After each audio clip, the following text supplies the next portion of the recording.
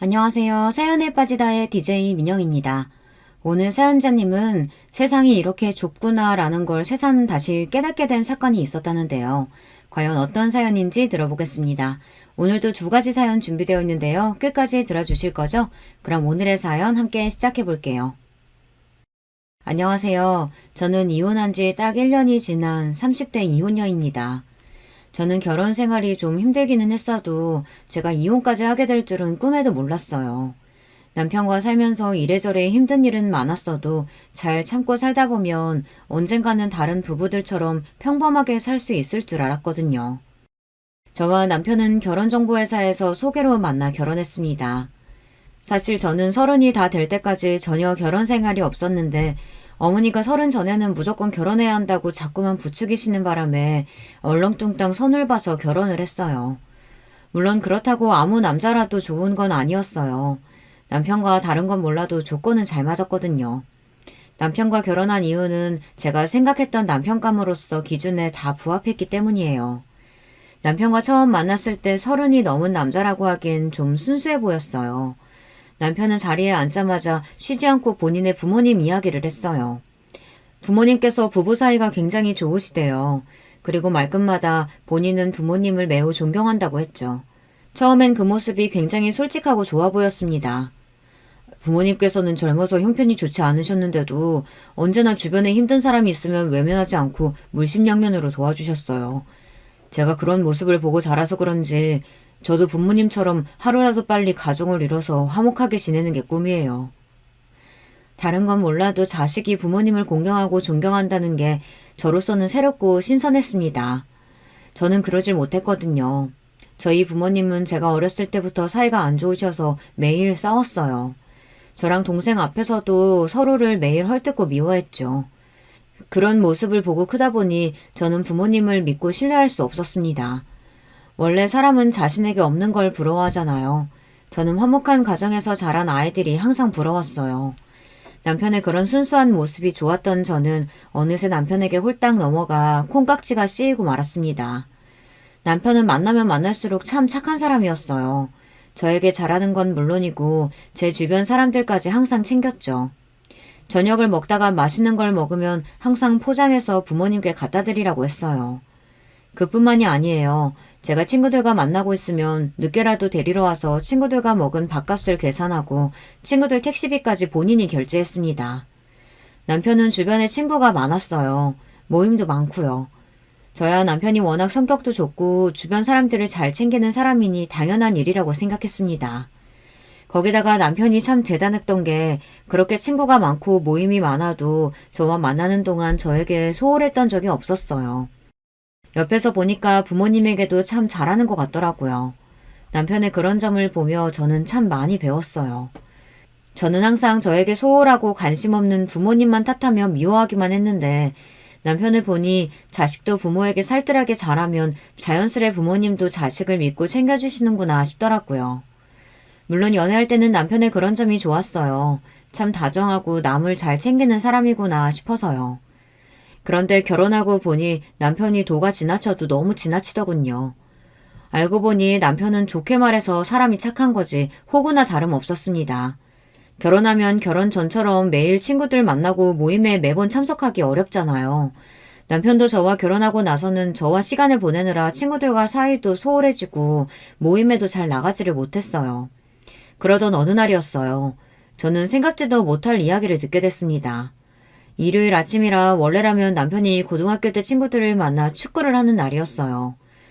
그런데 남편이 전날 저와 늦게까지 데이트를 하고 야간 영화를 보고 들어와서 피곤하다며 아침 축구를 빠졌습니다. 그런데 이른 아침부터 남편 핸드폰이 울리더군요. 아직 잠에서 덜 깬 남편이 전화를 받았습니다. 그런데 옆에서 자고 있던 저에게 들릴 정도로 남편 친구가 소리를 치더군요. 야, 너 축구장 대여료 안 냈어? 오늘 내는 날이라는데. 그리고 오늘 너 축구 안 나온다고 그랬다며? 네가 안 나오면 우리 아침은 누가 쏘냐? 순간 저는 제 두 귀를 의심했습니다. 제가 잠결에 말을 잘못 들은 줄 알았어요. 그런데 곧바로 남편이 어쩔 줄 몰라 하더니 우물쭈물 하더군요. 내가 어제 너무 늦게 들어와서 너무 피곤한 거 있지? 다음 주에 내가 가서 다 낼게. 남편은 축구장 결제일인 걸 깜빡했다면서 본인이 다음 주에 가서 내겠다고 했습니다. 순간 저는 남편이 축구 모임 총무라도 되는 줄 알았어요. 그런데 아니랍니다. 20살 때부터 지금까지 내내 남편이 축구장 대여료를 다 냈대요. 한 달에 50만 원이 넘는 돈을요. 다음 주에 와서 네가 내는 거야 당연한 거고 지금도 안 와서 우리 다 아침밥 굶고 집에 가게 생겼잖아. 내가 쪽팔리게 전화까지 해야겠냐? 오늘 안 나올 거면 내 통장으로 밥값 입금이라도 해라. 넉넉하게 보내. 네 덕분에 맛있는 거나 좀 먹게. 그 순간 저는 자리에서 벌떡 일어났습니다. 장난이라고 하기엔 남편의 반응도 이상하고 친구라는 놈의 말투도 이상했습니다. 사실 그전에도 몇 번 이해가 안 됐던 상황이 있었어요. 남편은 항상 친구들을 만나고 오면 특별한 일이 없어도 본인이 계산했습니다. 당시에는 좀 이상하다고 느끼기는 했는데 이제 보니 확실히 문제가 있는 것 같더군요. 그 와중에 더 화가 나는 건 남편의 태도였어요. 멍청한 남편은 덥석 알았다고 대답을 하고 전화를 끊더니만 정말 친구에게 돈을 송금하려고 했어요. 저는 순간 놀라서 남편의 핸드폰을 뺏었습니다. 방금 전화한 사람 누구야? 축구 빠지면 벌금이 있는 것도 아닌데 왜 당신한테 돈들 입금해라 말아 하는 건데. 설마 지금까지 매번 자기가 연습장 빌리는 비용이랑 밥값 그거 다 낸 거야? 저는 도저히 남편의 행동이 이해가 되지 않아 따지듯 물었습니다. 다 동창인데 누가 내든 어때. 그리고 그중에 내가 제일 잘 벌고 우리 집이 제일 잘 살아. 그러면 당연히 내가 내는 게 맞지. 남편은 말도 안 되는 소리를 했습니다. 지금까지 몇 년 동안 축구장 대여 비용은 물론이고 아침 비용을 남편이 계속 냈답니다. 함께 축구를 하는 동창 중 남편이 가장 돈을 잘 번다는 게 이유였죠. 저는 기가 막혀서 말이 나오질 않았어요. 남편이 함께 축구를 하는 친구들이 어떻게 사는지야 저는 모르지만 그렇다고 남편이 월등하게 재벌은 아니에요. 물론 남편이 대기업에 다니기는 하지만 어딜 가나 남편이 다 쏘고 내줄 정도로 경제적으로 여유 있지는 않다는 겁니다. 당신이 원래 주변 사람들 잘 챙기는 건 아는데 아무리 그래도 이건 아니지. 정말 축구 하루 빠졌다고 친구한테 돈을 보내기라도 하겠다는 거야? 그럼 어떡해. 내가 없어서 아침도 못 먹게 생겼다는데. 아침 먹을 돈이라도 보내줘야지. 그 순간 알겠더라고요. 남편이 아주 큰 착각에 빠졌다는 걸요. 저는 그대로 침대를 박차고 일어나 남편에게 당장 씻으라고 했습니다. 그리고 저도 외출 준비를 했어요. 남편은 제 말이 무슨 말인지 못 알아듣고 우왕좌왕했습니다. 빨리 일어나. 친구들 아침 사주러 가야지. 저는 절대 누구에게도 당하고만 사는 성격이 아니에요. 저는 원래 어려서부터 부모님께서 말씀하시길 바늘로 찔러도 피 한 방울 안 나게 생긴 독한 년이라는 말을 많이 듣고 자랐습니다. 그 정도로 부모님께도 지지 않고 고집을 부렸어요. 워낙 욕심이 많고 하고 싶은 게 많은 성격이라 갖고 싶은 게 있으면 어떻게든 갖고 동생에게도 절대 양보하지 않고 컸거든요. 그런 제가 남편 같은 사람과 결혼한 건 저와 다른 남편을 보고 많이 배우고 느꼈기 때문이에요. 그런데 이미 남편과 제가 한 배를 탄 이상 남편이 바보처럼 당하게만 보고 둘 수는 없었습니다. 저는 그날 남편과 함께 남편의 친구들을 만나러 갔습니다. 경기장에 제가 남편과 함께 나타나자 남편 친구들은 적잖이 놀란 것 같았어요. 겉으로는 재수씨가 웬일이냐며 반기는 척 했지만 그 표정 뒤로 불편해하는 게 분명하게 느껴졌죠. 거기다가 더 화가 나는 건 남편 말이 틀렸다는 겁니다. 친구들이 사정이 힘들어서 축구장 대여료도 남편이 내고 밥도 사는 거라고 했는데 전혀 그래 보이지 않았어요. 다들 한눈에 봐도 비싼 명품 시계를 차고 외제차를 타더군요. 그 모습을 보는데 순간 열불이 터져서 저도 모르게 얼굴이 빨개지더군요. 저는 일부러 더 밝은 척 웃으며 결혼하고 제대로 인사도 못했으니 오늘은 제가 맛있는 걸 사드리겠다고 하고 근처 식당으로 갔습니다. 남편은 정말 제가 본인 친구들에게 인사를 하려고 간 건 줄 알고 좋아했지만 저는 아니었어요. 조금이라도 제 심기를 건드리면 그 자리에서 다 깽판을 쳐버릴 생각이었죠. 그런데 역시나 제 생각이 맞았습니다. 남편과 함께 몇 년 동안 축구를 해왔다는 그 친구놈들은 진짜 친구가 아니었어요. 남편을 호구로 생각하고 있었습니다. 준석이 이 새끼는 진짜 복을 타고났다니까. 초등학교 때까지는 우리 집 지하에 살면서 여름에 물 차면 물퍼 나르고 겨울에는 매일 보일러 동파돼서 찜질방 가서 살더니만 고등학교 가자마자 이 새끼 아버지가 졸부되고 인생 피더니 장가도 돈 많은 처가 얻어서 갔잖아.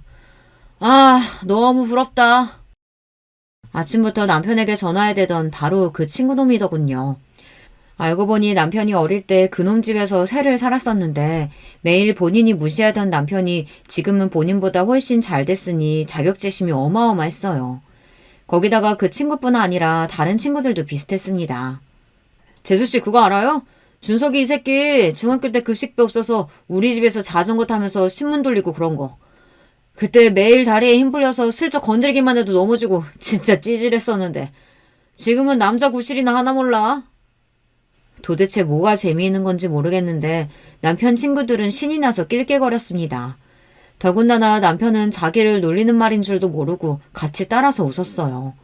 저는 남편의 옆구리를 쿡 찔렀습니다. 그런데도 눈치 없는 남편은 전혀 못 알아듣고 연신 호구짓을 하더군요. 너희 먹고 싶은 거 있으면 더 시켜. 오늘은 우리 와이프가 다 쏘는 거니까. 이래서 졸부는 상종 못한다니까. 이 새끼 아버지가 돈 좀 벌었다고 지금 좀 살만하다고 옛날 생각 못하고 나대는 것 좀 봐. 그래봤자 너희 아버지가 옛날에 남의 집 화장실 변기 고치고 하수구 뚫고 다니는 게 어디 가냐? 맞다. 너희 엄마는 우리 아버지 회사까지 찾아와서 보험 들라고 구걸하고 다니셨지? 순간 저는 너무 화가 나서 표정 관리가 되지 않았어요. 야야, 재수씨도 있는데 그런 소리 하면 어떡하냐? 재수씨 너무 기분 상하지 마세요. 우리가 준석이랑 어려서부터 너무 친해서 그런 거니까. 오늘은 재수씨가 쏘는 거니까 우리 그럼 메뉴 하나씩 다들 포장해서 가도 되죠? 그럼 우리 와이프 그런 거로 기분 안 상해. 다들 메뉴 하나씩들 포장해가. 그 순간 저는 그대로 자리를 박차고 일어났습니다. 도저히 그 자리에 그냥 있을 수가 없더라고요. 집안 사정이 힘들어서 그 어린 나이에 새벽부터 일어나서 신문 돌렸으면 대단한 일이지. 다들 친구라면서 그게 뭐가 웃기다고 낄낄거려요? 그런 친구한테 밥이나 얻어먹고 다니면서 도대체 누가 누구더러 찌질하다고 하는지 모르겠네. 재수씨, 무슨 말을 그렇게 해요? 우린 그냥 웃자고 하는 소린데. 안 그래, 준서가? 그래, 여보. 친구들은 그냥 웃자고 하는 소린데 왜 그래? 저는 남편 입에서 친구라는 소리가 나오자마자 너무 화가 나서 참지 못하고 그대로 식당을 나와버렸어요. 그러자 놀란 남편이 따라왔습니다. 따라 나온 남편이 저에게 왜 그러냐고 오히려 되묻는데 기가 막히더군요. 제가 바보가 아닙니다. 친구들끼리 서로 농담하고 장난하는 거랑 사람을 무시하고 깔아뭉개는 거랑 구분을 못하는 사람이 아니에요.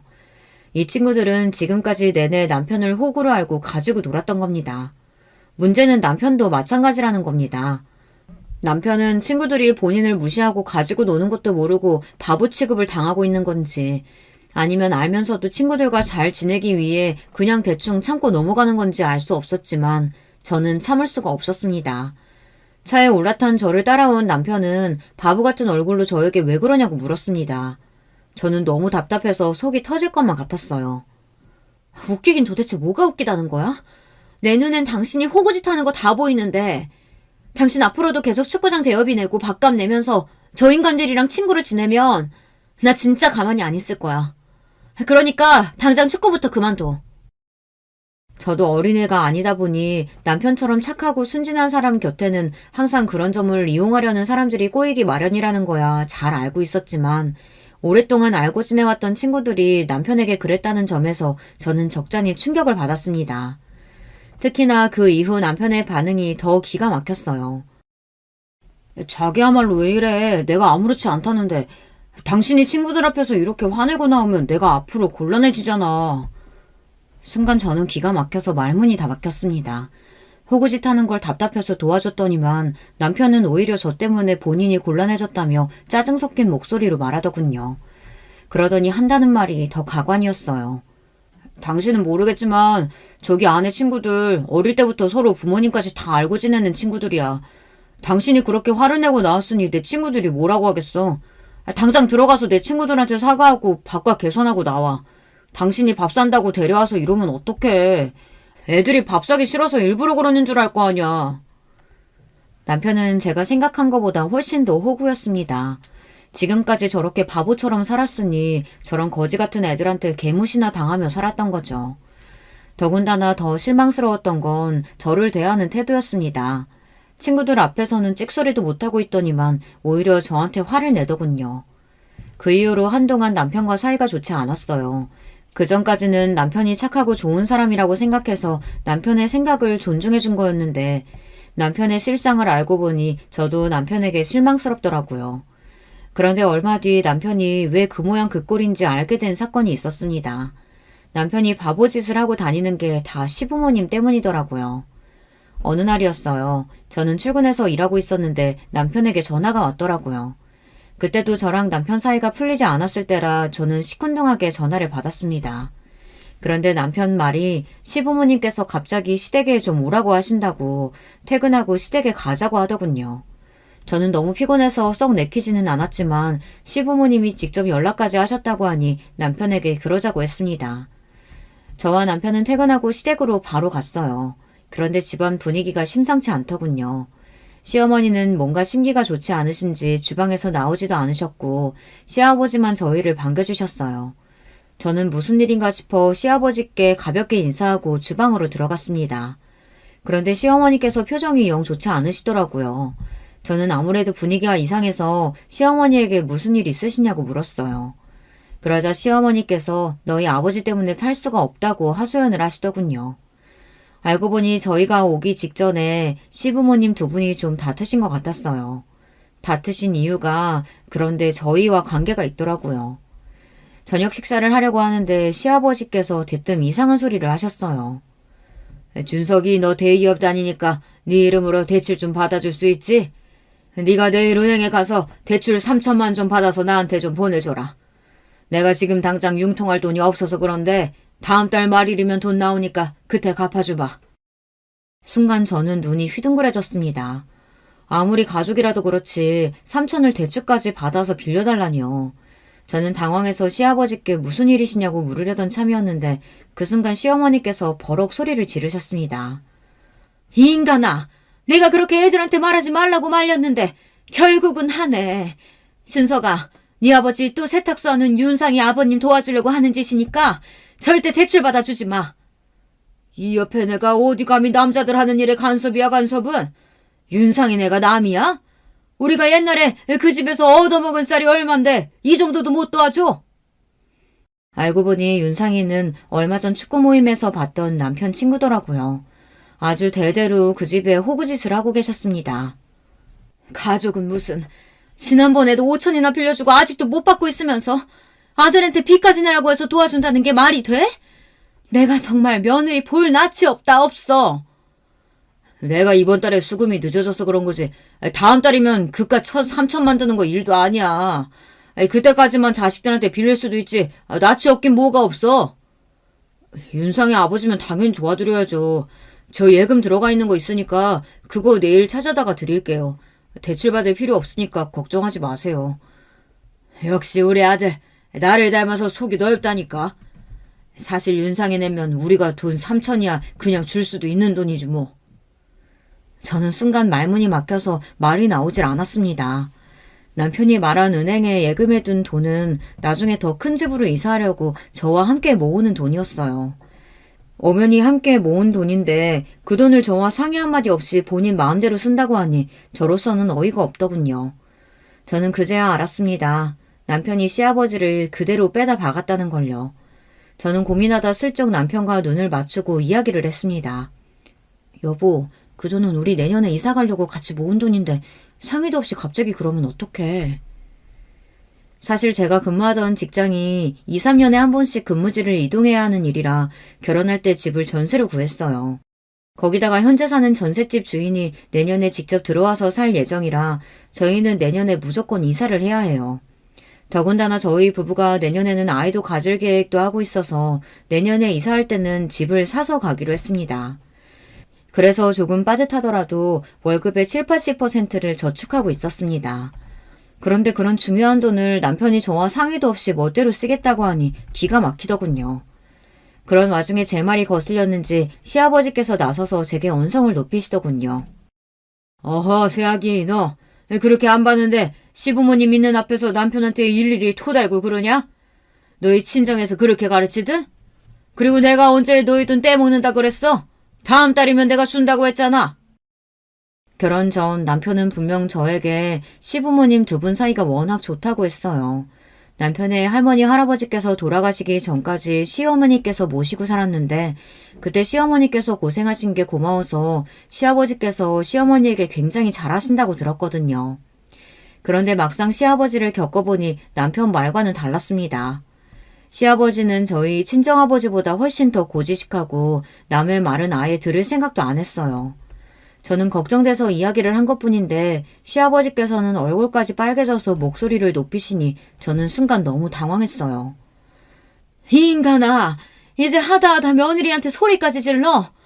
세아가 미안하다. 이 사람이 원래 친구들 일이라면 이렇게 난리를 친다. 준석이 너도 절대 네 아버지한테 돈 줄 생각하지 마. 이 옆에 내가 어디 며느리 앞에서 자꾸 소리를 질러? 당신이 이러니까 새아기 이제도 감히 시아버지 앞에서 자기가 잘났다고 떠드는 거 아니야. 새아기, 너 내 말 잘 들어라. 네가 아무리 잘났어도 우리 집 며느리로 들어온 이상 나는 여자가 집에서 큰 소리 내는 꼴은 절대 못 본다. 저는 순간 고리적 드라마를 보는 줄 알았어요. 시아버지께서 여자가 집에서 큰 소리를 내는 꼴이라고 하시는데 저도 모르게 코웃음이 절로 나오더군요. 반면 시어머니는 제게 다가와 미안하다고 연신 사과를 하셨어요. 그리고는 속이 타시는지 연거푸 찬물을 꿀꺽꿀꺽 삼키셨습니다. 저도 얼굴이 뜨겁기는 마찬가지였죠. 아무리 가족이라고 해도 시댁인데 서로 얼굴을 붉히며 돈 이야기를 주고받는 게 보통 일이 아니더라고요. 시어머니는 제가 돌아갈 때까지 연신 제 손을 붙잡으면서 부탁 아닌 부탁을 하셨어요. 새아가, 너라도 바짝 정신 차려야 한다. 준석이 제가 다른 건 나무랄 데가 하나도 없는데 자기 아비를 닮아서 저렇게 오지랖만 넓어. 아차 하면 있는 거 없는 거 다 남한테 퍼준다니까.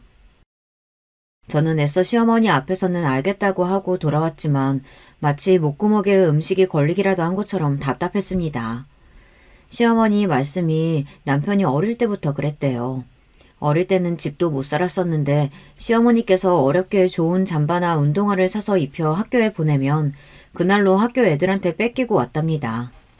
시어머니가 답답해서 그 친구네 집에 쫓아가 잠바랑 운동화를 내놓으라고 하면 준석이가 먼저 가지라고 줬는데 왜 도로 뺏어가느냐고 했대요.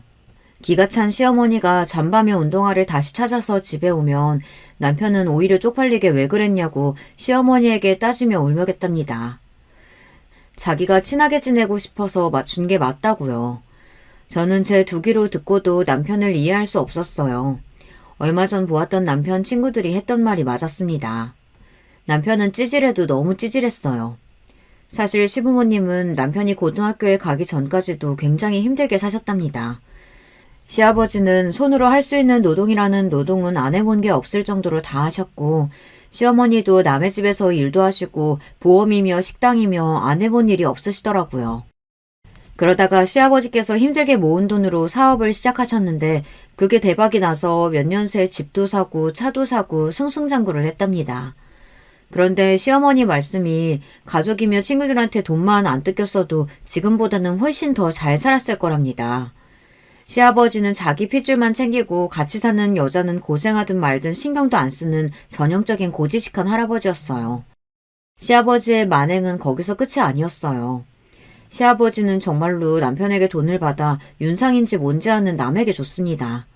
제가 남편과 싸우면서까지 말렸는데도 남편은 제 말을 들은 채도 안 했어요. 저는 순간 억울한 생각이 들었습니다.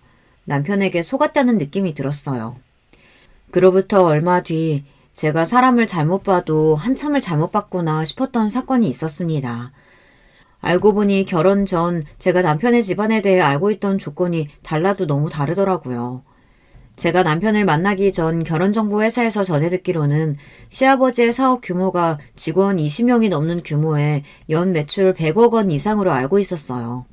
거기다가 15년 이상 운영해온 안정적인 회사라고 알고 있었죠. 그런데 실상을 알고 보니 시아버지가 운영하는 제조회사 앞으로 빚이 어마어마하더라고요. 시아버지가 돈 번을 거의 대출 이자로만 내고 있었어요. 제가 이런 사실을 알게 된 게 얼마 되지 않아요. 결혼하고 좀 이상했던 게 시아버지께서 사업을 하시는데도 시어머니께서 아직도 보험 판매 일을 하시더라고요.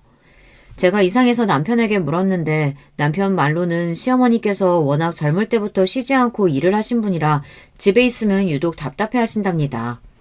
그래서 여전히 소일거리로 보험을 하는 거래요. 저는 남편 말을 철석같이 믿었습니다. 그런데 남편 말은 사실이 아니었어요. 제가 시댁에 잠깐 들릴 일이 있어 갔었는데 시어머니께서 시아버지와 싸우고 계시더라고요. 두 분 다 얼마나 흥분하셨는지 제가 비밀번호를 누르고 현관에 들어섰는데도 제가 온 줄을 모르시더라고요. 그 전에도 비슷한 상황을 종종 보기는 했는데 그날은 상황이 심각해 보였습니다. 말해봐야 당신이 내 말은 안 들으니까 나도 당신이 알아서 하겠거니 하고 지금까지 넘어갔는데 이제부터는 안 되겠어. 이러다가 우리 사는 집까지 다 경매로 넘어가게 생겼잖아. 어떡할 거야? 이 집까지 넘어가면 어떡할 거냐고! 이 옆에 내가 재수없는 소리라고 있어. 내 공장이 몇 평인데 그깟 몇 억을 못 갚을까봐 걱정을 해. 우선 시골에 땅 팔리는 대로 다 갚아줄 거니까 당신은 그 입 다물고 있어. 그 땅이 우리 땅이야? 고모들이 알면 가만히 안 있을 텐데 어쩌려고 그래? 어허, 내가 우리 집 장남인데 누가 뭐라 그래? 더군다나 내가 지금까지 누나들한테 해준 게 얼만데. 그 땅 좀 판다고 나한테 뭐라고 하면 내가 가만히 있을 줄 알아? 으이구, 평생 마누라한테는 생활비 10원 한 장 주지도 못하는 인간이 잘났다고 큰 소리는. 아휴, 내가 저 인간 때문에 제 명에 못 살지, 못 살아. 시부모님이 다투시는 소리를 듣다 저는 아무래도 들어가기 민망해서 그냥 그대로 시댁을 나와버렸습니다. 남편은 자기 부모님에 대해 제대로 모르는 게 확실했어요. 저런 모습을 보고도 본인 부모가 서로를 존중하고 위한다는 말이 나올지 모르겠습니다. 그날에서야 알았어요. 남편이 제게 한 말은 사실이 아니라는 걸요. 물론 결혼 전에는 시아버지 사업이 괜찮았을 수도 있어요. 하지만 지금은 아니었습니다. 더군다나 시어머니는 지금까지 살면서 시아버지에게 생활비 한 푼을 받아본 적이 없다고 하셨어요. 시어머니는 소일거리가 아니라 본인 생활비를 벌기 위해 보험 판매 일을 계속하고 계셨던 거죠. 저는 시어머니께서 화를 내며 하신 이야기 중 시댁 아파트가 경매에 넘어가게 생겼다는 말이 제일 신경 쓰였어요. 제가 알기로는 시부모님 재산이라고는 시아버지 회사와 공장, 그리고 현재 살고 계시는 30평대 아파트 하나 정도로 알고 있었는데 도대체 빚이 얼마면 고소까지 당하고 고작 10억 넘는 아파트까지 경매에 넘어가게 생긴 건지 걱정을 안 할 수가 없었어요. 저는 그날 집에 가자마자 남편에게 제가 시댁에서 들은 이야기를 했습니다. 아무래도 시아버지 사업에 문제가 있는 것 같다고요. 그런데 제 말에도 남편은 자꾸만 괜찮다고 하며 말을 돌렸습니다. 저는 남편의 태도가 너무 안일하다 싶었어요. 아무리 결혼해서 독립한 자식이라도 시아버지의 행동 하나하나에 시어머니께서 저렇게 힘들어하시는데 자식으로서 모르는 척 하는 게 맞는 건가 싶었죠. 시댁일이니까 나도 웬만하면 간섭 안 하려고 했는데 도저히 어머님이 불쌍해서 가만히 못 있겠어. 아버님은 평생 남한테는 몇 천씩 떡하니 빌려주시면서 어머님한테는 지금까지 생활비도 안 주시고 그 연세에 나가서 일하게 하는 게 말이 돼? 당신은 그런 어머님이 가엾지도 않아? 저는 진심이었어요. 시아버지가 평소에 얼마나 돈 있는 걸 자랑하시고 허세를 부리시는지 몰라요. 그러면서 같이 사는 시어머니에게는 무관심하니 저까지 속이 다 상하더라고요. 제 말에 남편은 순간 표정이 확 변했어요. 우리 엄마가 불쌍하긴 뭐가 불쌍해. 당신은 아버지 공장 가보고도 그런 소리가 나와? 엄마가 사업 해본 적이 없어서 잘 몰라서 괜히 불안해하는 건데 어차피 아버지가 다 알아서 하실 거니까 당신은 걱정할 거 없어. 사람이 소리소리 지르고 욕하는 것만 싸우는 것이 아니라는 걸 저는 남편과 살면서 처음 알았습니다. 남편이 차라리 인상을 쓰고 저에게 소리라도 질렀으면 좋겠어요. 그러면 저도 같이 화를 내고 싸울 수나 있으니까요. 남편은 꼭 사람 좋은 사람처럼 온화한 얼굴을 하고 답답한 소리를 해댔습니다. 그런 얼굴을 보는 게 저는 천불이 나더라고요. 남편은 현실을 직시하지 못하고 자꾸만 제 앞에서 되지도 않는 자존심을 부렸습니다. 자기네 집은 전혀 문제가 없으니 걱정하지 말라는 소리만 했어요. 저는 아무래도 남편과 이야기를 해봐야 답이 나오지 않을 것 같아 이 답답한 마음을 해소하기 위해 시어머니와 둘이 따로 만났습니다. 시어머니에게는 둘이서만 데이트를 하자고 했어요. 저는 시어머니의 기분을 조금이나마 풀어드리고 싶어서 시어머니와 영화도 보고 맛집에도 갔습니다. 시어머니는 생각보다 너무 좋아하셨어요. 시어머니는 영화관에서 영화를 본 게 몇 년 만인지 생각도 안 난다고 하셨습니다. 저는 그런 시어머니가 신경 쓰여 앞으로는 저와 자주 보자고 했어요. 그래도 제 마음이 통했는지 시어머니께서 저를 편안해 하시는 것 같더라고요. 저는 이때다 싶어 슬쩍 며칠 전에 시댁에 갔다가 시부모님 두 분이 싸우고 계셔서 그냥 나왔다는 이야기를 꺼냈습니다. 그러자 시어머니께서 당황하시더라고요. 저는 무슨 일 있으시냐고 걱정돼서 엽죽는 가라고 말씀드렸어요. 그러자 시어머니도 머뭇거리더니 결국은 이야기를 하시더라고요. 그런데 그 말에 놀랐습니다. 제 생각대로 시아버지의 사업에 문제가 있었어요. 얼마 전 시아버지 회사의 거래처들이 단체로 시아버지를 고소했답니다. 거래처마다 결제가 몇 억씩 밀려서 거래처들끼리 단합해서 시아버지를 고소했다더라고요. 그래서 그 돈을 거래처에게 제시한 시일 내에 갚지 않으면 시부모님이 사시는 아파트가 경매에 넘어갈지도 모른답니다. 저는 순간 놀라서 표정 관리가 되질 않았어요. 얼마 전까지 친구들한테 몇 천씩이나 빌려주시고 비싼 차도 척척 사시더니 왜... 저도 너무 이해가 안 돼서 저도 모르게 마음의 소리가 튀어나왔습니다. 제가 지금까지 봐온 시아버지는 돈을 쓰는데 거침이 없는 분이었어요. 어디를 가나 항상 본인이 계산하는 건 물론이고 주변에 누가 돈만 빌려달라고 하면 다른 사람한테 빌려서까지 주는 사람입니다. 거기다가 얼마 전에는 잘 타지도 않으시는 차를 2억이 넘는 외제차로 바꿨어요. 그때도 시어머니와 싸우셔서 저와 남편이 민망해 일찍 집에 왔었거든요. 사실 제가 타는 차가 10년이 됐어요. 저희 친정아버지가 제가 대학생 때 집이 멀다고 사준 차였는데 저는 지금까지 그 차를 타고 있습니다. 차가 아직 멀쩡하기도 하고 정이 들어서 남편이 차를 사주겠다고 해도 저는 제 차가 좋았어요. 그런데 시아버지께서 매일 제 차만 보시면 그렇게 한 소리씩 하셨습니다. 너는 돈도 잘 버는 애가 왜 아직도 그 똥차를 타고 다니냐? 네가 그런 차 타고 다니면 사람들이 우리 준석이를 뭐라고 생각하겠어? 대기업 다니는 남편이 지만 외제차 타고 다니고 마누라는 똥차 타게 다니게 한다고 수군거릴 거 아니야. 남편도 몇 년 전에 차를 외제차로 바꿨어요. 그 전에 타던 차도 멀쩡했는데 자기 친구들이 다 외제차를 탄다면서 모아둔 돈도 없이 무작정 중고로 외제차를 샀습니다. 그때 저도 남편이 이해가 되질 않았지만 아직 애도 없고 젊으니 하고 싶은 대로 두자 싶어서 넘어갔죠. 제 차가 오래되긴 했어도 워낙 잘 만든 차라 멀쩡해요. 정비소에서도 관리 잘해서 앞으로 3, 4년은 더 타도 괜찮다고 했고요. 너는 없이 큰 애도 아니면서 애가 참 궁상맞다. 아무래도 사돈이 돈 있으면서도 꽁꽁 감춰두고 자식들 고생시키는 짠돌이신가 보다. 시아버지는 툭하면 자리에도 없는 친정 식구들을 이야기를 했습니다. 저희 친정아버지도 사업을 하세요. 저와 남편이 결혼정보회사에서 소개를 받다 보니 처음 결혼정보회사에 등록할 때 부모님 회사 정보에 대해서도 공개했습니다. 당시에 시아버지 회사보다 친정아버지 회사 규모가 커서 제가 등급이 좀 더 높게 나왔는데 그걸 가지고 시아버지는 아직도 자존심이 상하시는지 자꾸만 저희 아버지를 제 앞에서 깎아내렸습니다. 그럴 때마다 저는 아니라고 그렇지 않다고 했는데도 시아버지는 항상 제 이야기를 전혀 듣지 않으셨어요. 그럴 때마다 저는 제 남편이 점점 시아버지랑 더 똑같아지면 어쩌나 걱정됐습니다. 지금도 시아버지를 많이 닮았으니까요. 그러던 어느 날이었습니다. 제가 우려했던 일이 결국은 터지고 말았어요. 시아버지께서 고소당한 사건을 해결하지 못해서 시부모님이 사시던 아파트가 경매로 넘어가고 말았습니다.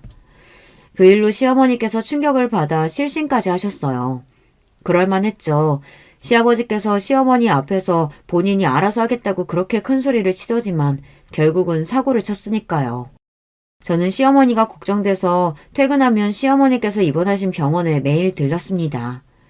시어머니는 정신을 차렸는데도 기운이 없어 식사를 제대로 못하셨어요. 어머니, 지금은 너무 힘드시겠지만 그래도 아버님께서 금방 정리하실 거예요. 그러니까 기운 내시고 얼른 식사하세요. 그 인간이 알아서 하기는 뭘 알아서 해. 그 공장도 반이 넘게 다 은행 빚이야. 집 팔아도 거래처 사람들 돈 주고 나면 남는 것도 없는데 도대체 어떻게 하겠다는 건지. 시어머니의 이야기를 듣는데 저는 너무 기가 막혔습니다. 시아버지는 말 그대로 빚 좋은 개살구였어요. 여기저기 빚만 지고 떵떵거리며 다니신 거죠. 온갖 허세는 다 부리면서요. 저는 시어머니가 너무 불쌍했습니다. 평생 그런 남자랑 사셨으니 얼마나 마음고생을 많이 하셨을까 싶어서요. 그런데 이게 남의 이야기가 아니었습니다. 그날 저녁 저는 남편에게 이야기했어요. 시댁 상황이 좀 안 좋은 것 같으니 시어머니께서 퇴원하시면 아파트가 정리될 때까지 우리 집에 잠깐 모시자고요. 저로서는 남편을 많이 배려해서 한 이야기였습니다. 아무래도 남편이 먼저 이야기를 꺼내기엔 어려울 것 같아서요. 그런데 남편 반응이 의외였습니다. 저에게 그럴 필요 없다네요. 아버지가 금방 정리할 텐데 왜 다들 이렇게 오바야. 아버지 타는 차 몰라? 그 차만 팔아도 전세금은 나와. 걱정하지 마. 저는 절로 한숨이 나왔습니다.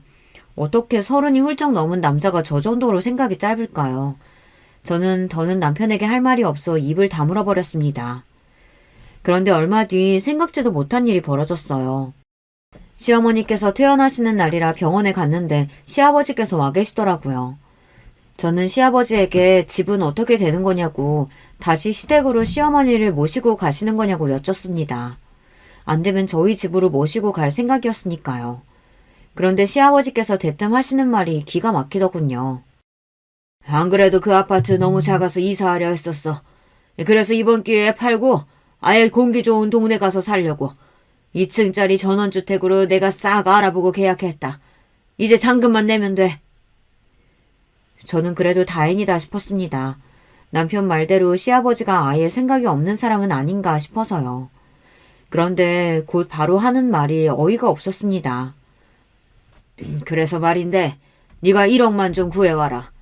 잔금 내는데 딱 1억이 모자라네. 시부모 이사 가는데 며느리가 그 정도는 할 수 있지? 저는 순간 제 두 귀를 의심했습니다. 정말 제가 들은 1억이 맞나 싶어서요. 아버님, 제가 지금 당장 1억이 어디 있어요. 그리고 돈이 없으시면 형편에 맞게 구하셔야지. 두 분이 사시는데 2층짜리 전원주택이 웬 말이에요. 저는 너무 황당하고 기가 막혀서 버럭 말을 내뱉었습니다. 그런데 그 순간 시아버지 얼굴이 차갑게 굳었어요. 뭐야? 형편? 너 지금 말 다 했냐? 내가 고소 좀 당하고 집 좀 넘어갔다고 감히 네가 나를 무시해? 시아버지는 사람들이 다 있는 병원에서 저에게 고래고래 소리를 질렀습니다. 그러더니 저에게 너처럼 버릇없는 애를 며느리로 인정할 수 없다며 당장 나가라고 엄포를 놓으셨어요. 저는 황당해서 왜 이러시냐고 저도 가족인데 그런 소리도 못하느냐고 했습니다. 그런데도 시아버지는 저와 눈을 마주치지 않았어요. 저는 그대로 시어머니 얼굴도 못 보고 쫓겨나다시피 집에 왔습니다. 그런데 얼마 뒤 믿기지 않는 일이 벌어졌어요. 저는 남편과 이혼했습니다. 시아버지께서 다시는 저를 보고 싶어 하시지 않는다면서 남편에게 저와 계속 살면 부모와 자식 간 인연을 끊자고 했어요. 저는 세상에 무슨 이런 아버지가 있나 싶었는데 더 황당한 건 남편의 태도였어요. 남편은 저에게 당장 시아버지에게 가서 무릎 꿇고 사과를 하라고 했습니다. 그래도 용서해 주실지 모르겠지만 저에게 그렇게라도 하라네요. 안 그러면 정말 저와 이혼하겠대요. 그 순간 저도 지금까지 내내 붙잡고 있던 이상의 끈이 끊어지고 말았습니다. 제가 잘못한 것도 없는데 자꾸만 억울해지는 상황을 더는 참을 수 없었어요. 저는 그렇게 남편과 이혼했습니다. 처음엔 저도 그냥 시아버지에게 사과했어야 했나 하기도 했어요. 하지만 시간이 지날수록 차라리 잘 됐다 싶었습니다. 제가 주변에서 듣기로 시아버지의 사업이 결국은 부도가 났다고 하더라고요. 저는 그럴 줄 알았다 싶었습니다. 시아버지는 사업을 할 만한 사람이 아니었으니까요. 물론 시어머니가 걱정이 되기는 했지만 이제는 남남인데 더는 신경 쓰지 않고 살기로 했어요. 이혼녀로 살아간다는 것도 만만찮게 힘들었으니까요. 그러던 어느 날이었습니다. 제가 아버지를 만날 일이 있어서 강남의 호텔에 좀 들렸어요. 마침 주말이라 그런지 호텔에 결혼식이 많아 호텔 안에 사람이 많더라고요. 저는 영 정신이 없어 사람들이 많은 쪽을 피해 호텔 뒤쪽으로 가려던 참이었습니다. 그런데 그때 익숙한 차 한 대가 들어오다가 저를 발견하지 못하고 급하게 브레이크를 밟았어요. 끼익 소리와 함께 놀란 저는 얼음이 되어 제 앞에 멈춰선 차를 노려봤습니다. 그런데 마침 차가 익숙하다 했더니 제가 이혼 전에 탔던 바로 그 차였어요. 제가 운전석 쪽에 붙여두었던 스티커가 그대로 있더라고요. 이혼하기 직전에 제가 차를 바꿔서 주차장에 두고 왔던 차예요. 남편이 알아서 폐차한다고 해서 제가 서류까지 다 줬거든요. 그런데 그 차가 왜 여기 있나 의아했습니다. 저는 놀라서 차 번호판부터 확인했습니다. 그런데 역시나 제가 타던 그 차가 맞았어요. 그런데 그때였습니다. 마침 운전석에 있던 운전자가 내리더니 저에게 삿대질을 하며 소리를 지르려고 하더군요. 아유, 정말 젊은 여자가 눈이 있는 거야, 없는 거야? 네가 왜 여기 있냐?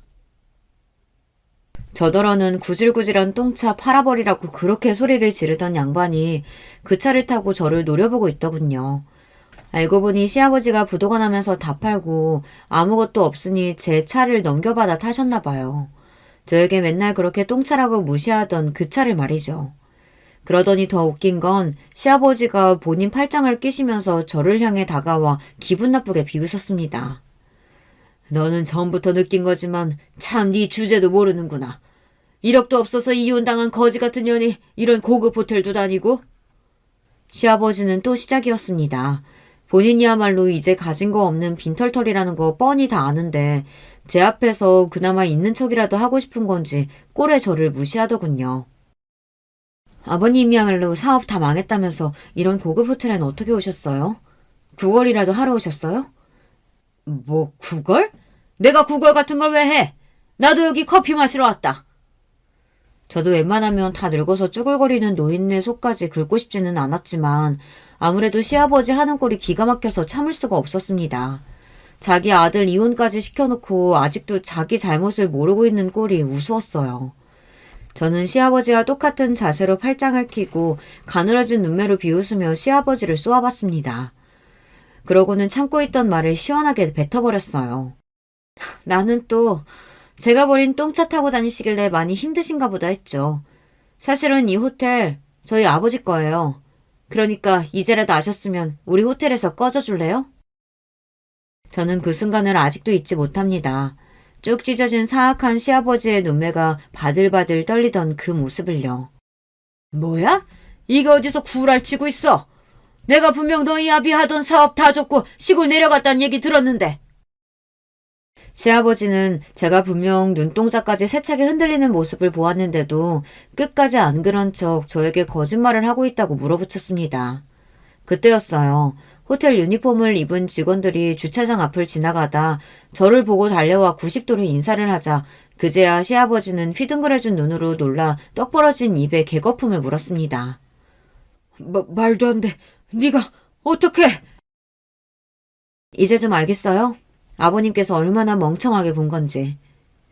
사실은 이랬습니다. 친정아버지께서 제가 이혼을 준비하던 당시에 하던 사업을 모두 다 정리하신 건 맞아요. 지금까지 일하느라 너무 힘들어서 지쳤다고 혼자라도 시골에 내려가 살고 싶다고 하셨거든요. 그런데 친정어머니 생각은 달랐어요. 시골에는 절대 내려가고 싶지 않다고 하셨죠. 그래서 두 분이 또 피 터지게 싸우셨어요. 당시에 저는 제 상황만으로도 힘들어서 부모님 일에는 신경 쓸 겨를이 없었습니다. 제가 부모님보다 먼저 이혼을 했으니까요. 그런데 신기하게도 부모님께서 제가 이혼한다는 이야기를 하자마자 꽤 충격을 받으셨어요.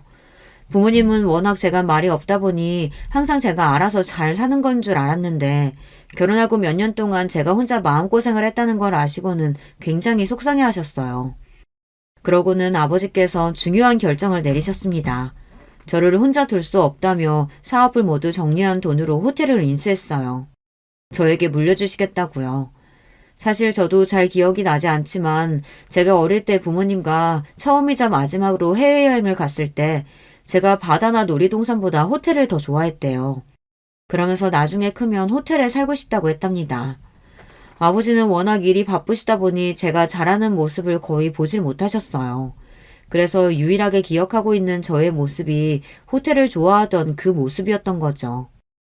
아버지는 이혼한 저에게 위로는 해주고 싶은데 방법은 떠오르질 않으니 제가 기뻐할 만한 일을 해주신 겁니다. 저도 처음엔 아버지의 말이 믿기지 않았지만 아버지는 정말로 대형 호텔을 인수했어요. 그리고 전문 경영인을 고용해 운영하고 계십니다. 덕분에 저는 언제든 호텔에 올 수 있어요. 저는 아버지가 기억하시는 대로 호텔을 좋아하더라고요. 호텔에 오면 아무것도 하지 않고 있어도 마음이 편했습니다.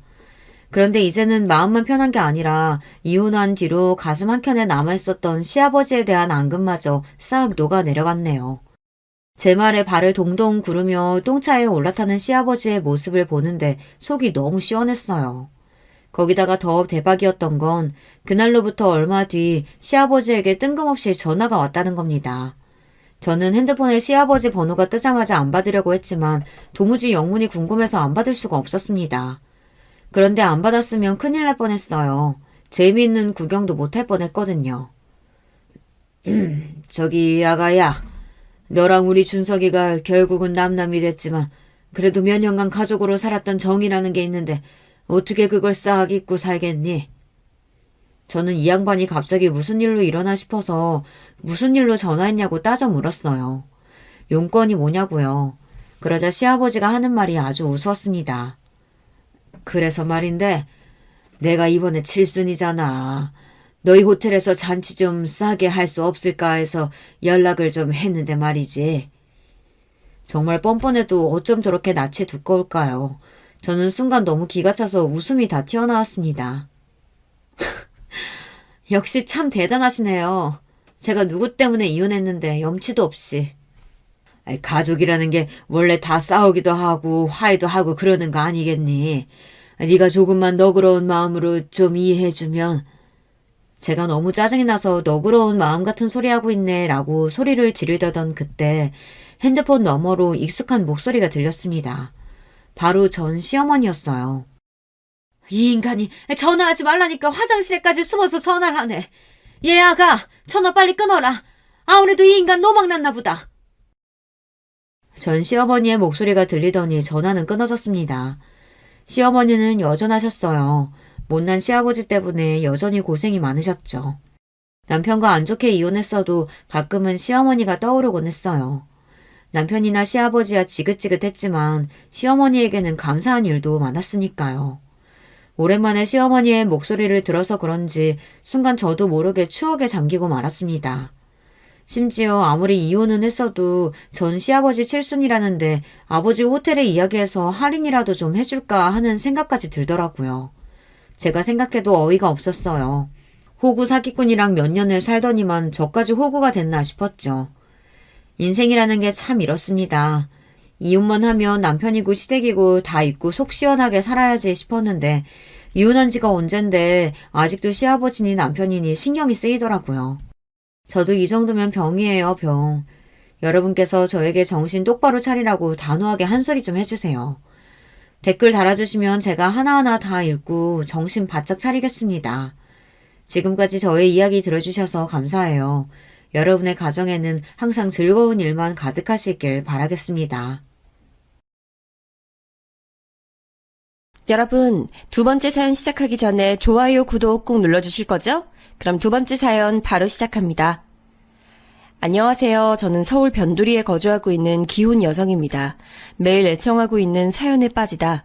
특히나 재밌는 사연을 들을 때면 저도 한 번쯤 제 얘기를 신청해보고 싶었는데 바로 오늘 하게 됐네요.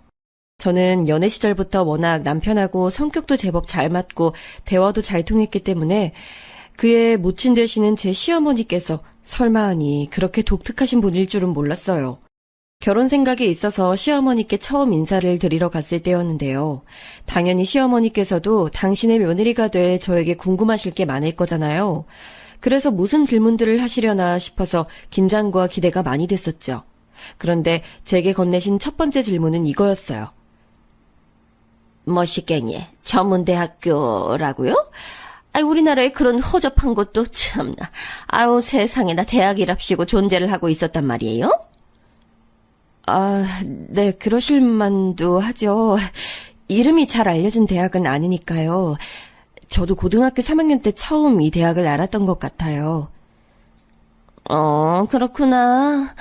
아가씨는 사람이 참 특이하네. 어쩜 그런 곳을 나와가지고서는 대학을 나온 사람이라고 주변에 말을 당당하게 하고 살 수가 있었을까. 우리 혜진이는 우리나라 사람이라면 모르는 사람이 아무도 없는 유명한 대학교를 나와서요. 내가 이름 모를 전문대 나부랭이 쪽에는 영 지식이 없으니까 아가씨가 이해를 해줘요. 참 혜진이는 내 딸이에요. 네, 익히 들었습니다. 사실 통화도 한번 한 적 있어요. 목소리가 아주 차분하시더라고요. 아유, 사람 볼 줄 아네. 우리 혜진이가 차분하고 성실하고 우직하고 바르게 타고나는 거 따지면 아우 한도 끝도 없어요. 아, 가방끈이 용마땅치 않아서 잘난 사람 얘기는 혹시 듣기 불편한 거 아니죠? 제가 떨떠름하게 아니라며 고개를 저어드렸는데 그 후로 시어머니께서는 고삐 풀리신 것 마냥 저에게 오만 이야기를 다 늘어놓으시는 분으로 빠르게 변모하셨어요. 그래서 제가요 두고두고 후회를 했죠. 첫 단추를 잘 꿰써야 했는데 어리 빠져서는 어영부영 순간을 모면하려고 대충 맞장구를 쳐드렸더니 시어머니께서 저를 편하게 보셔도 너무 편하게 보시고 행동을 하셨거든요. 시어머니께서 꼭 언급하시는 대학 이야기가 있는데요.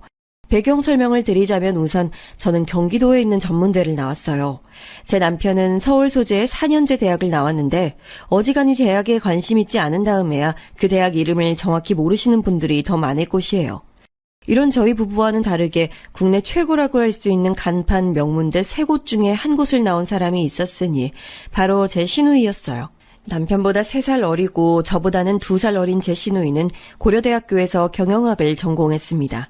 명문대 다니는 시누이는 시어머니의 가장 큰 자랑이었다고 하네요. 우리 혜진이가 따로 과외 한 번을 안 받고 혼자서 고려대를 들어간 거야.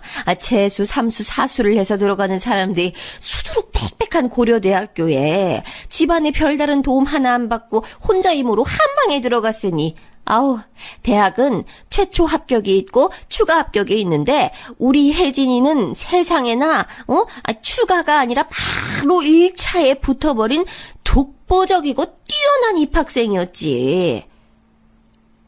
아, 그렇군요. 역시 아가씨 대단하신 것 같아요. 그런데요, 어머님. 기쁘게 말씀하시는 와중에 죄송하지만 제가 그 얘기를 벌써 4번째 듣고 있거든요. 뭐? 내가 이미 이 얘기를 했었다고? 내가 언제? 혜진이가 입학하자마자 인기 많았다는 얘기만 했지 최초 합격했다는 얘기 안 했잖아. 아니요, 하셨어요. 첫 학기에 아가씨가 학점 잘 받아오셨다는 그런 얘기도 저한테 진작 하셨었고요. 그러니? 근데 너는 공부도 잘 못했던 애가 왜 이런 데서는 기억력이 좋고 난리야? 끼케야 전문대 출신이. 우리 혜진이 얘기 좀 더 하고 싶은데 네가 초를 딱 쳐버리니까 내가 김이 빠지네. 예, 넌 앞으로 분위기 좀 읽어야겠다. 학교 다닐 때 교과서 안 읽던 솜씨를 이런 식으로 발휘하면 네 시어머니인 내가 난감해져. 아주 황당한 말씀을 나름의 언어 유희를 없이고 하시던 시어머니 앞에서 저는 어이가 없었죠. 사람이 너무 당황하면 말문부터 막힌다는 것을 저는 시어머니를 통해서 처음 알게 됐던 것 같아요. 항상 말씀마다 우리 혜진이를 달고 사셔서 왜 저렇게 딸 사랑이 지극하신 것인지 의문이었는데 시누이가 명문대에 떡하니 합격했던 시기에 비밀이 담겨 있었더라고요. 저에게 왕래하는 시어머니는 계시지만 시아버지는 계시다고 할 수가 없었는데 그 이유가 시부모님께서는 이혼을 하셨습니다. 저하고 연애할 때 남편이 종종 그런 얘기를 했었어요. 자기는 나중에 결혼하고 아이 낳고 가정을 꾸리고 나면 무조건 처자식에게만 충성하면서 집중하는 가장이 되고 말 것이라고요. 거의 스스로에게 주문을 걸듯이 그런 포부를 밝히길래 혹시 이유가 있는지 궁금했지만 남편은 함구했었는데 저희가 결혼을 진행하게 되면서 그때 제게 밝혔어요. 우리 부모님이 이혼하신 건 너도 알고 있겠지만 사실 그게 단순한 성격 차이 때문이 아니었어. 아버지께서는 내가 중학생이던 때부터 상습적으로 바람을 피우셨어. 그 때문에 엄마는 스트레스를 너무 많이 받으셔서 한 번은 길에서 쓰러지신 적도 있을 정도였어. 그게 정말이야? 아니, 어떻게 바람을 피워대셨으면 상습적이었다고 하는 거야? 듣기만 해도 속이 갑갑해진다. 차라리 진작에 이혼을 하시지. 엄마는 사춘기였던 우리 남매한테 부모의 이혼이라는 납품을 남겨주고 싶지 않으셨다고 해. 게다가 외갓집이 많이 고지식한 분위기의 집안이거든. 그런 데서 자라오신 엄마로선 이혼이 너무나도 큰 벽처럼 느껴지셨을 거야. 아버지께서 돈을 잘 벌어다 주시는 것도 아니었고 자식들에게 다정한 분도 아니셔서 엄마 혼자서 너무나도 큰 짐을 짊어지신 채 10년 가까이 인내하셨어. 난 그래서 아버지만 생각하면 화가 나고 엄마만 생각하면 그 곁을 보필해드리지 못했던 내 자신에 대해 화가 나서 너무 죄송한 마음이 들어. 저는 상견례장 그리고 결혼식장에서 딱 2차례 시아버지를 뵀는데요. 외모만 보면 너무 멀쩡하고 풍채가 좋으셔서 상습적으로 질 나쁜 바람을 피우신 분 같아 보이지 않았기에 속으로 살짝 소름이 돋았어요. 역시 사람은 겉만 봐선 모르는 법이더라고요. 시아버지께서는 생산직에 몸을 담고 계셨으나 바람을 피웠던 상대들은 거의 학습지 교사, 간호사, 대학 교수 등이었다고 합니다. 시아버지께는 타고난 공부머리 같은 게 있었는데 옛날에 집안 형편상 대학 진학을 하실 수 없었다고 해요. 그래서 당신이 채우지 못한 학업적인 열망을 바람 피우는 상대를 통해 혹시 채우고 계셨던 걸까 하는 묘한 짐작이 섰습니다. 아무튼 거의 성불하실 기세로 해탈하며 살고 계셨던 시어머니께서는 이제 좀 바람이 잦아들었나 싶으셔서 내심 시아버지의 개과천선을 기대하셨던 때가 있었던 모양이에요. 그러나 기대를 가지고 계셨던 시어머니께 돌아온 건 시아버지의 더 처절한 배신이었죠. 다시는 한눈을 안 팔 것처럼 다 해놓으시고는 시어머니의 생신 직전에 다른 여자와 바닷가에 놀러 가셨고 그게 딱 들통이 났다고 합니다. 저는 결혼 후에 어쩌다가 시어머니를 통해 그 당시의 소감을 들을 수 있었어요. 텔레비전에서 바닷가 여행이 나오고 있었는데 그걸 보신 시어머니께서 갑자기 이를 갈면서 그때 얘기를 줄줄 늘어놓으셨거든요. 내가 그 망할 연구원인지 나발인지 아는 여자하고 바닷가 나들이 갔다는 걸 안 순간 머리 뚜껑이 확 열려버렸지. 지난 세월 참던 목까지 얹어져서 뚜껑이 열리다 못해 아주 박살이 나버렸어. 당장에 귀싸대기 후려치고 이혼서류 내밀었는데 그 나쁜 인간이 아무렇지도 않게 이혼서류에 대고 자기 지장을 찍더라. 어머니께 미안하다는 사과 한마디도 없이요? 아, 세상에 얼마나 참담하셨을지 저로서는 감히 짐작도 안 가요.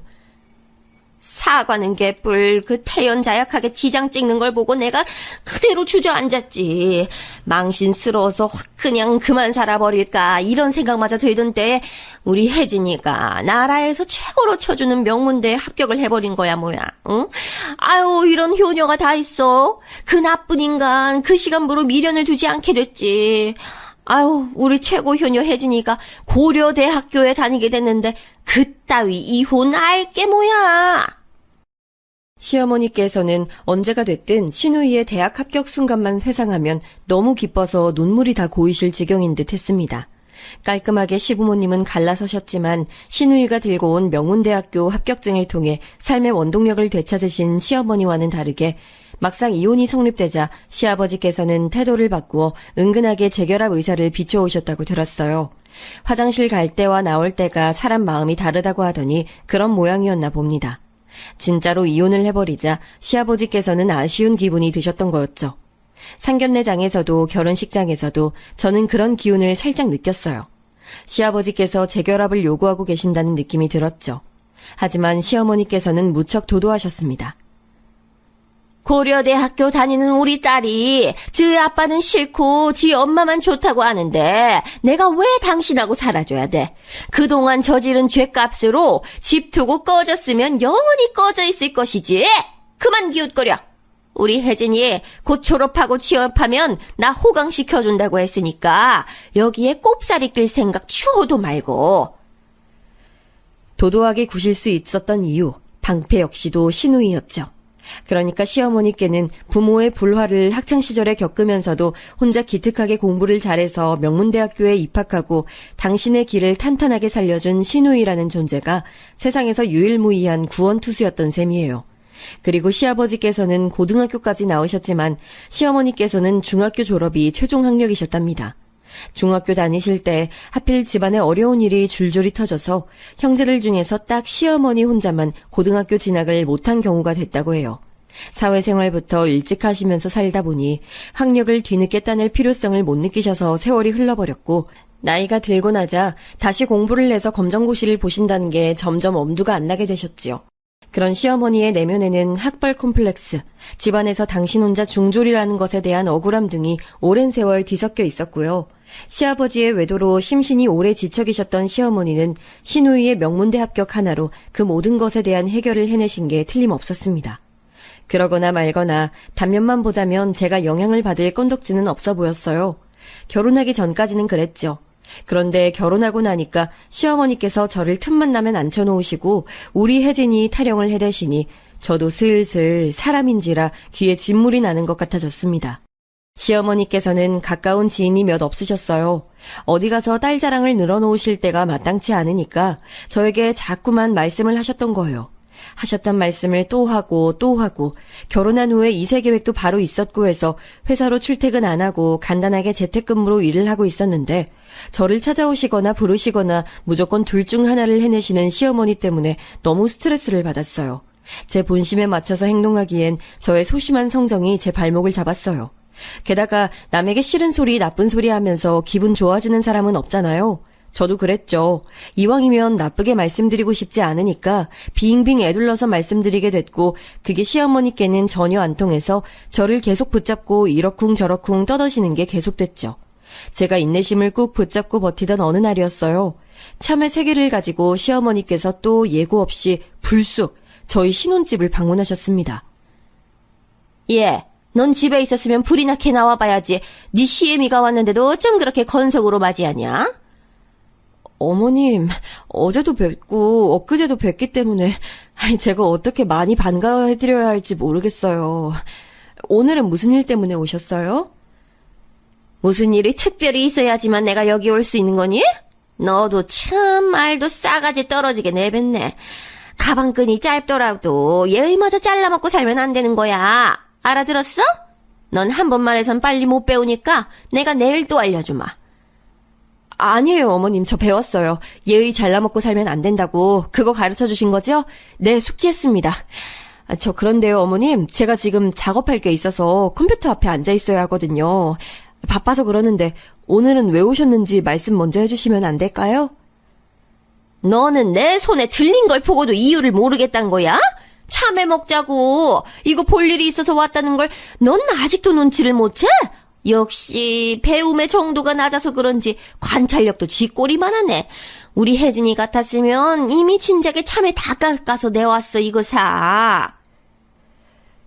그때 정말 제 인내심이 흔들리더라고요. 남편이 하도 제게 세상에서 가장 불쌍한 우리 엄마라는 식으로 말을 많이 해놨던지라 저도 웬만하면 갸륵한 마음으로 시어머니를 대해드리려고 노력 많이 했거든요. 시아버지 때문에 가슴앓이를 하고 사셨다는 것이 같은 여자로서도 너무 측은하고 가슴 아프기도 했고요. 그런데 이런 저를 시어머니께서는 자꾸만 손수 흔들어대시며 제 인내심을 갉아드셨어요. 제가 입 꽉 깨물고 화를 죽이고서는 일단 참외부터 깎았습니다. 얼른 깎아드리고 저는 컴퓨터 앞으로 갈 생각이었어요. 속으로는 다 드시면 가겠지 싶었네요.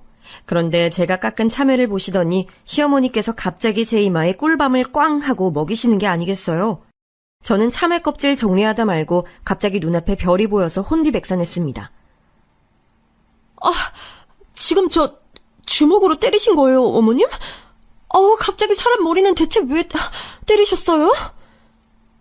때리다니 머리통 안에 뇌가 들었나 안 들었나 그거 확인하려고 톡톡 두드려 본 거야. 수박이 잘 익었나 안 익었나 보려면 겉을 두드려 봐야 하잖니. 그런 맥락이야. 어머님, 사람 머리인데 당연히 안에 뇌가 들었겠죠. 저 학교 다닐 때 선생님한테 말고는 한 번도 머리 이렇게 맞아본 적 없는데 솔직히 아픈 것보다도 너무 심정이 복잡해요. 저 지금 어머님 더 못 보겠어요. 이만 가주셨으면 해요. 아이, 참외를 개발 세발로 깎아놓은 꼬라지 보니까 뇌가 들었는지 의심이 되는 것을 그럼 나보고 어떡하란 소리야? 너 어디 애호박 써니? 세상 천지에 누가 참외를 통통통거리며 잘라? 세로로 반듯하게 잘라야지. 아이, 우리 혜진이 같았으면 참외 하나도 센스 있게 잘랐을 텐데. 아우, 하여간에 하나부터 10까지 너무 비교되는 게 많아서 감당이 안 돼. 그쯤 되니까 참는 쪽이 호구며 등신이 되는 것 같아졌어요.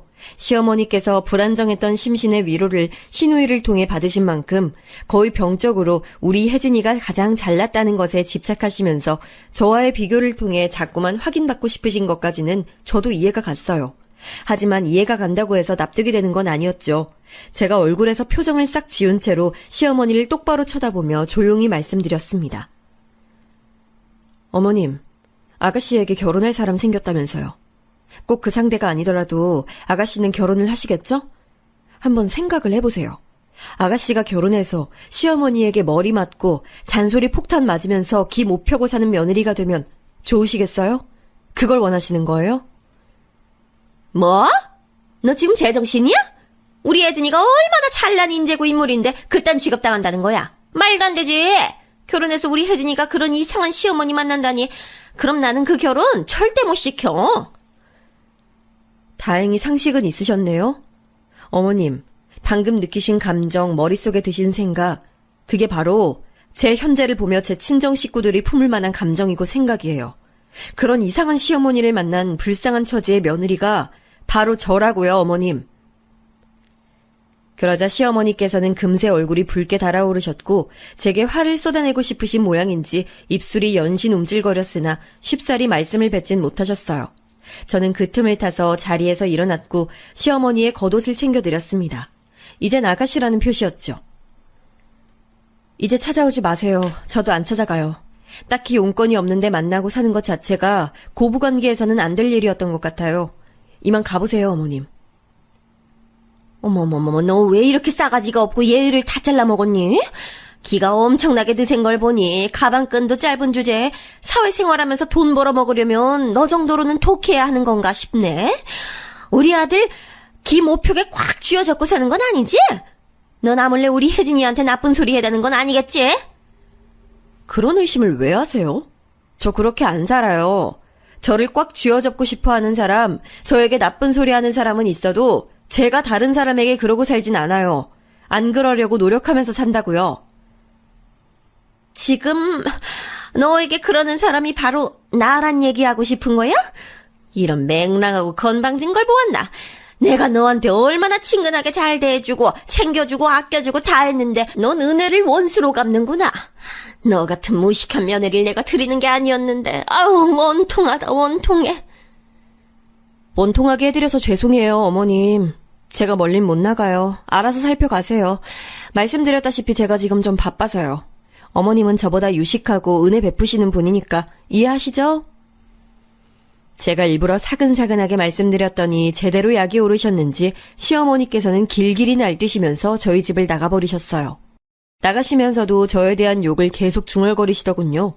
제법 대범하게 배짱을 부리며 시어머니를 상대하고 또 물리쳐냈으나 저는 다리에 힘이 풀려서 거실에 한참을 주저앉아 있어야 했어요.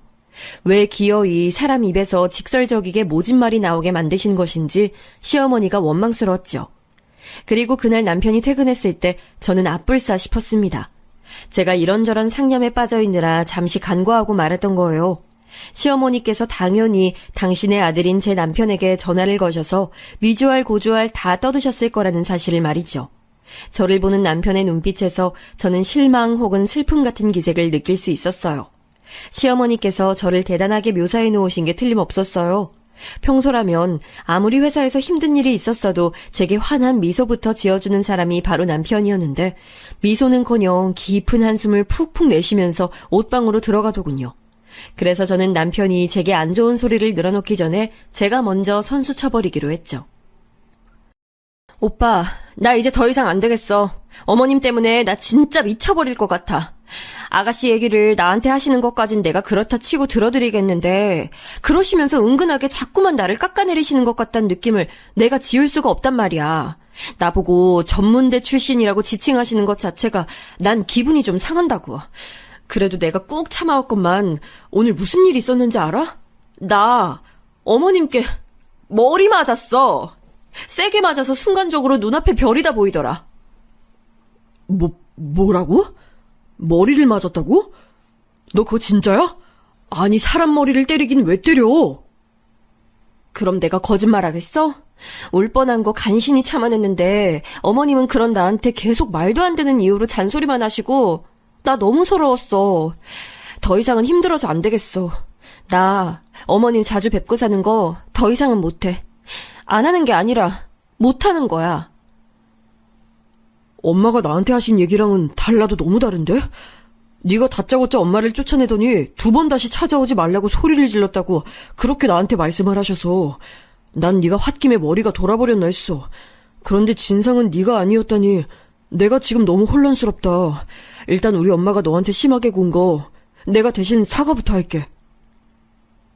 제가 풀이 죽어서 고개까지 떨구고 있었더니 화들짝 놀란 남편은 저에게 잘못이 있는지 더 묻지도 않았고 다음날 시어머니께서 찾아오시거나 저를 호출하시지도 않았기에 상황은 일단락됐어요. 모르긴 몰라도 남편이 시어머니와 대화를 나누면서 어느 정도 정리가 된 느낌이었습니다. 그런데요, 이 시점까지만 해도 제 마음이 편하지 않았어요. 제가 천성이 모질지 못한 사람이었나 보더라고요. 시어머니께서는 아무리 그래도 저보다 어른이신데 제가 함부로 굴어서는 안 되는 상대이신데 이런 생각들이 자꾸만 저도 모르게 들더군요. 남을 향해 하고 싶은 말 다 쏟아내고 사는 사람들이 참 대단하다는 생각 또한 들었습니다. 저는 시어머니께 꼬박 반년을 시달리다가 그거 한번 쏟아낸 것만으로도 심장이 벌렁거리고 제가 큰 잘못을 저지른 건 아닐까 싶어서 며칠간은 잠도 설쳤는데 평소에 다 쏟아내고 사는 사람들은 타고난 담력이라는 게 엄청 큰 거구나 싶었네요. 그리고 얼마 뒤 시누이가 결혼을 하게 됐어요. 생각보다 엄청 이르게 결혼이 추진됐죠. 이유가 뭐였는고 하니 시누이의 결혼 상대, 즉 저의 시매부 될 사람이 조건이 아주 좋았더라고요. 나이 적당하고 인물도 그만하면 훤칠했고 무엇보다 서울대를 나와서 대기업에 재직 중이었죠. 저는 결혼 전부터 제가 잘 겪어보지 못했으나 시누이가 되게 평범하고 무난하고 좀 조용한 스타일이라고 생각을 해왔는데요. 이 결혼의 성사가 무척 만족스러운 모양이었는지 아주 입이 찢어지게 행복한 웃음을 흘리고 다니더라고요. 그렇게 활발한 사람인 줄을 그때 처음 알았네요. 너무 격양되어 있던 탓이었을까요? 시누이는 그동안 저와는 별로 접점도 없었으면서 오랜만에 저를 보자마자 이런 경솔한 말을 날리더라고요. 이제 와서 하는 얘기지만 제가 솔직히 말해서 취업이 좀 망했다고 생각하면서 일을 다녔거든요. 그런데 모든 조건에서 뛰어난 남자하고 알콩달콩 연애하다가 결혼까지 금세 골인을 하다니 이건 취업 잘한 것보다 100배, 1000배는 뛰어난 성과 같아요. 언니가 보시기에도 그렇죠. 언니는 본인도 안 뛰어나시고 배우자 역시도 안 뛰어나니까 저에게 공감을 하실 수가 없겠군요. 죄송해요. 제가 배려가 좀 부족했어요. 저기요, 아가씨. 저는 그렇다 치고요. 결혼하신 그 배우자라는 존재가 본인의 오빠라는 건 인정하고 얘기를 하신 거 맞죠? 꼭 그렇게 안 짚어주셔도 되는데요. 언니는 이상한 데서 집요하신 스타일인가 봐요. 왜 저희 엄마랑 싸웠다고 하는지 알 것 같아요. 헛기침을 연신 날려댄 시누이는 그러고 나서는 갑자기 화제 전환을 했고 제가 어이없다는 눈빛을 쏘아대는 것을 열심히 못 본 척하면서 절 외면했어요. 그제서야 저는 굉장히 보통이라고 여겨졌던 시누이 역시 꽤나 독특한 구석이 있다는 걸 알게 됐던 것이죠. 콩 심은 데 콩 나고 팥 심은 데 팥이 난다더니 정말 그렇더라고요. 시어머니와 외모가 닮은 쪽이 남편이라서 저는 더욱 시누이는 시어머니와 결이 다른 인물이라고 여겨왔는데 오판이었던 것이죠. 기가 막혀서 저는 절레절레 고개만 흔들었고 굳이 시누이에게 더 따지지 않았어요. 시누이의 결혼 소식차 시댁에 모인 참이었기 때문에 당연히 시어머님께서도 계셨고 저는 되도록 조용히 있다가 조용히 사라지고 싶었기 때문이에요. 시어머니를 뵙기가 조금은 민망하더라고요. 그런데 갑자기 예상하지